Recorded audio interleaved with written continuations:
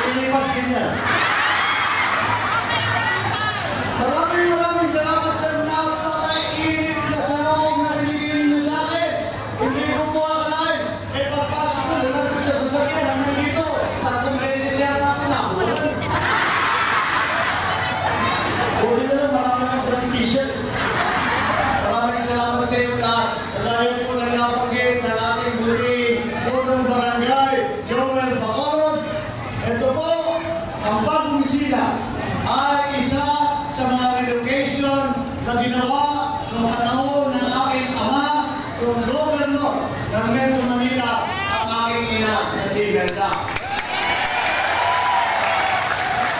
Sa mga relocation site po na ganito, ito ang mga nauna sa tinatawag na, alam niyo, meron tayong agrarian reform. Binibigay ng lupa sa bukid para sa ating mga magsasaka na matagal nang nagsasaka sa lupa yun. Dito naman, dito po naumpisahan ang tinatawag na urban land reform sa loob po ng siyudad. Hindi lang po una dito sa Pilipinas, una po sa buong daigdig. Kaya kayo ay mga pioneer ng urban land reform at tayo ang nagturo sa mundo na mayroong urban land reform na maaaring magkalupa ang mga na-relocate, maaaring magkabahay ang mga na-relocate at magkaroon ng hanap buhay at descending pamumuhay. Kahit po, ito ay relocation site. Marami po tayong nakikita na nangyari nakaraan. Ngunit ako ay nalulungkot minsan dahil patuloy kung parang hindi na nagkakaan. Wala nang bago na nangyari. At pagkakausap ko ang ating mga kababayan, marami pong mga sinasabi sa akin at hinihiling ako sa akin ang mga problema na hinaharap ng bawat isang Pilipino. Kaya po, tinitignan mo po kung paano ba matasan ang presyo ng pinili, mga trabaho, walang ang eskwelahan, walang ospital, walang doktor, walang mga servisyo na nararamdaman ng taong bayan. Dito tayo sa Metro Manila. Ako, gusto talagang hinahanap na natin yung napakatinding traffic. Tapos pagsasakay sa MRT, may aberya pa. Lahat po itong mga problema, ay sabi ko, hindi ko naman maintindihan bakit ang tagal na natin naririnig itong mga reklamo ng mga taong bayan, kaya ngayon hindi pa nagbabago. Hindi pa wala pa tayo nakikita na solusyon na dinadala ng ating pamahalaan. Kaya nakakapagpapal sa akin dahil alam ko naman na napakagaling ng Pilipino, napakatalino, napakasipag, napakabait. At bakit kung ganyan ang katangian ng lahing Pilipino, ay sinasabi ko, may malaking pagbabago ang kailangan. At sa aking pananaw, kaya po ako tumakbo bilang Vice Presidente sa susunod na halalan ay nais kong simulan ang pagkakaisa muli ng sambayanang Pilipino. Dahil tayo po, sa nakaraan ng taon ay pinag-aaway-away, pinaghihiwa-hiwalay, at binawatak-watak ang ating lipunan ng hindi ng mga tao, kung hindi yung mga ating mga leader. At ginagawa lang nila ito, alang-alang naman sa politika. Ay hindi naman siguro tama yun, dahil nakita naman nito nangyari sa pamumulitika, imbis na sa pagservisyo.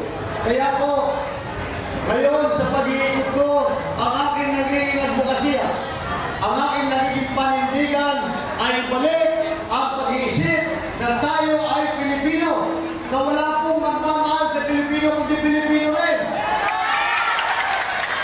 Wala pong tutulong sa ating bansa na Republika ng Pilipinas kung hindi tayo Pilipino rin. Kaya panahon na magkaisa ulit. Kaya alam po, kahit pag hinati-hati tayo na iba't ibang grupo, kahit anong gawin natin, kakaunti lang ang maitutulong natin.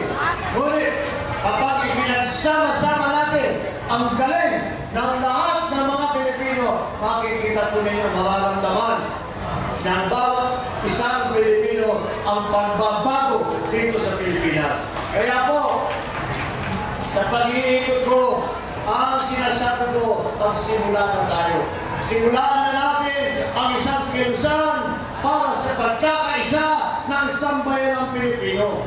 Ito po ay ang isang tanging paraan na aking nakikita upang maramdaman ulit ang mga progresibong bukas para sa ating mga kababayan. Dito na po natin simulan dahil nandito naman tayo.